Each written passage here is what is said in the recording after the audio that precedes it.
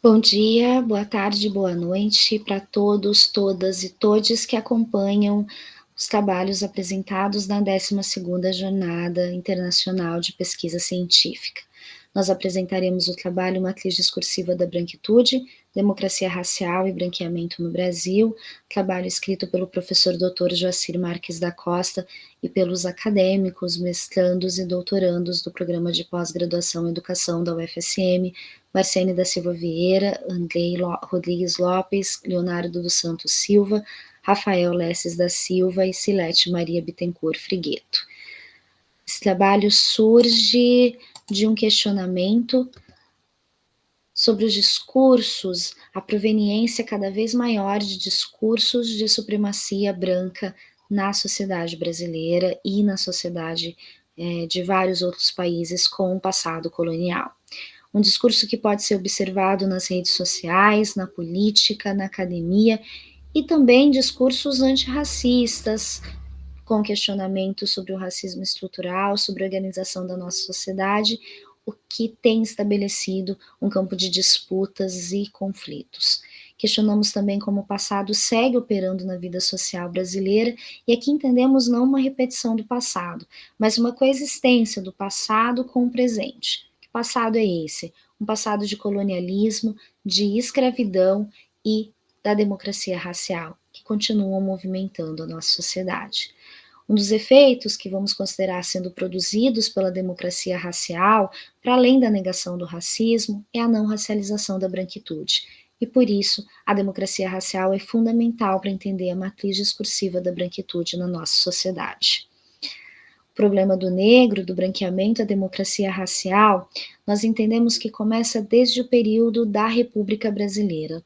Lá ainda quando ela foi proclamada em novembro de 1889, um ano depois da abolição da escravidão no Brasil. A gente tinha então o que foi convencionado chamar pelos políticos da época e por vários acadêmicos, por vários pesquisadores, como o problema do negro que precisava ser resolvido na nossa sociedade. Um grande número de população negra na sociedade brasileira. Não podemos esquecer que o Brasil foi o país que mais recebeu escravizados vindos do continente africano, de diferentes regiões. O que o Brasil vai fazer então, o governo brasileiro, já no início da República Brasileira, são políticas de imigração. De imigração de qual população? Da população europeia, aproveitando crises políticas e econômicas que estavam acontecendo em países como Portugal, como Espanha, como Itália e como Alemanha. O Brasil vai receber vários imigrantes desses países que vão trabalhar em sistemas de parceria, em sistemas de colonato, no território brasileiro. Nós teremos, então, uma política de embranquecimento da sociedade com um incentivo a essa imigração, uma supervalorização do branco e uma estigmatização de negros e indígenas. Nós observamos essa estigmatização de negros e indígenas até mesmo nas legislações do período do início da República Brasileira, como a criminalização da capoeira, do culto às religiões de matriz africana e a lei da vadiagem. Mas a grande resistência da população negra na história brasileira é a sobrevivência. Mesmo com esse desejo de eliminação dessa população pelo governo, a população negra vai continuar sobrevivendo. Com essa sobrevivência, a gente vai ter, então, uma nova forma de lidar com o problema do negro, que é a positivação da ideia de mestiçagem. Essa positivação a gente pode observar no discurso do Lacerda, no primeiro Congresso Internacional de Raças, em Londres, organizado em 1911, que ele afirma que, em virtude do processo de redução étnica, é lógico esperar que no curso de mais um século os mestiços tenham desaparecido no Brasil. Isso vai coincidir com a extinção da raça negra no nosso meio. Para explicar esse conceito, o Lacerda vai utilizar o quadro do Modesto Brocos, a pintura do Modesto Brocos, A Redenção de Cã, feito em 1895. Nesse quadro a gente vê uma típica família resultante desse processo de mestiçagem no Brasil. A avó negra com uma filha já com a pele mais clara, essa filha com a pele mais clara casada com um homem branco de origem europeia, aqui no caso do quadro do Brocos, de descendência portuguesa, com características de descendência portuguesa. Nesse quadro, o filho, né, o neto dessa senhora, que provavelmente foi escravizada, considerando o período que o quadro foi pintado, já aparece com a pele bem mais clara. Então, no percurso de 3 gerações, a extinção total da raça negra e a manutenção somente da raça branca, né? Várias características indicando o progresso dessa raça branca, o uso do sapato pelo homem branco e não pela mulher negra escravizada, que pisa descalço no chão de terra, enquanto o homem branco já pisa no local já com uma construção, né, numa casa, com uma construção, e vários aspectos aí de uma progressão, né, que vai levar a esse desenvolvimento aí da sociedade brasileira, que era o grande sonho da República Brasileira nessa época. O que nós vamos observar então é que a democracia racial, ela afirma que não existem conflitos raciais no Brasil. A gente vai ver bastante isso no livro do Gilberto Freire, Casagrande Senzala, essa inexistência de conflitos raciais no Brasil, com a ausência do ódio entre as raças, inclusive com relacionamentos entre eles, o que esconde, é claro, um grande processo de violência sofrido pelas mulheres escravizadas negras e pelas mulheres indígenas também no Brasil.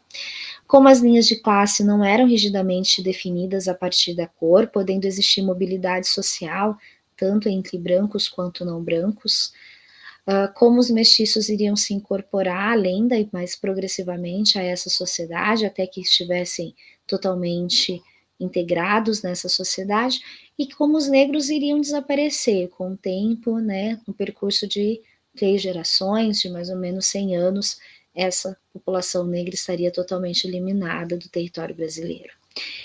A democracia racial vai funcionar e funciona no Brasil durante muito tempo, funciona até os dias atuais como um pacto de silêncio, onde a gente não fala de racismo, onde tem um silenciamento, uma negação, uma invisibilização da problemática racial, inclusive com vários pesquisadores brasileiros saindo do Brasil e indo estudar em outros locais para conseguir pesquisar sobre a questão, né, das hierarquias raciais.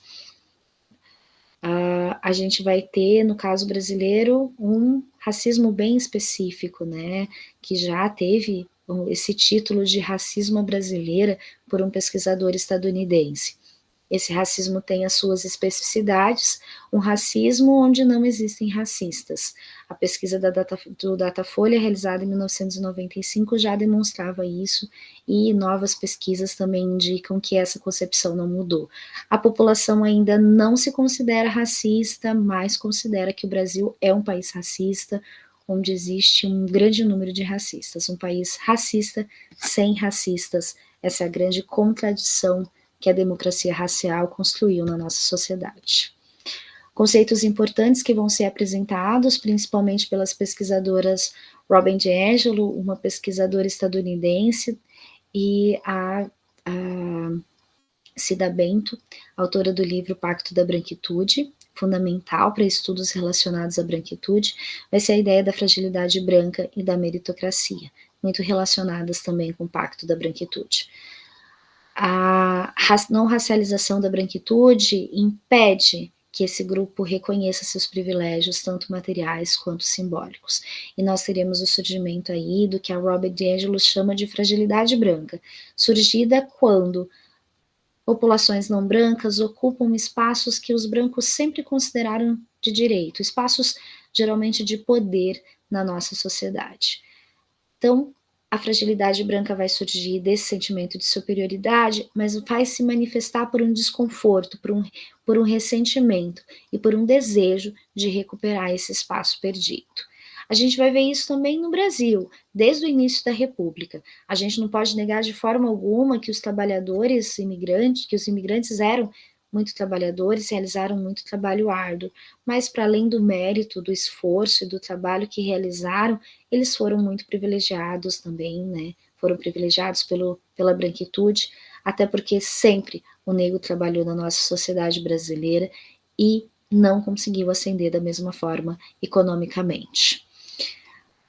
Um autor estadunidense, o Du Bois, vai falar sobre os salários públicos e psicológicos da branquitude. Du Bois é um dos primeiros autores a discutir a questão da branquitude e vai aparecer como referência para diferentes trabalhos.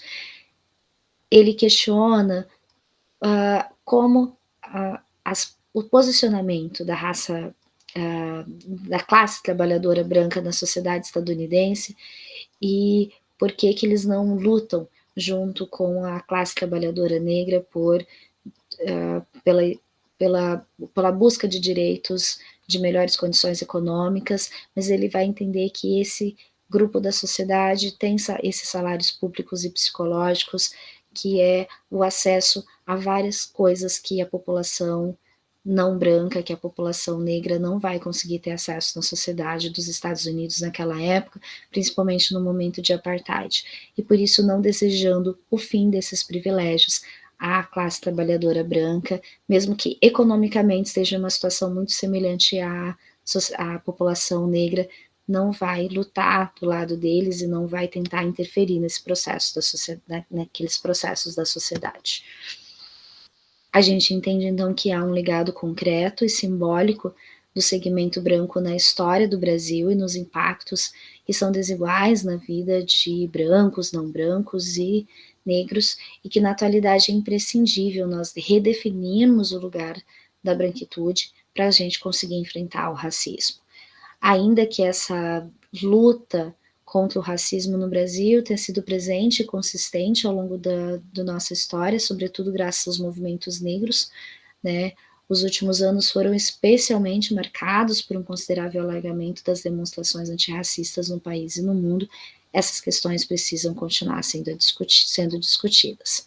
Consideramos essencialmente aqui que a branquitude não se refere aos sujeitos brancos e brancas, mas sim a um sistema que ele precisa ser desmontado para superarmos as desigualdades históricas, né, da nossa sociedade.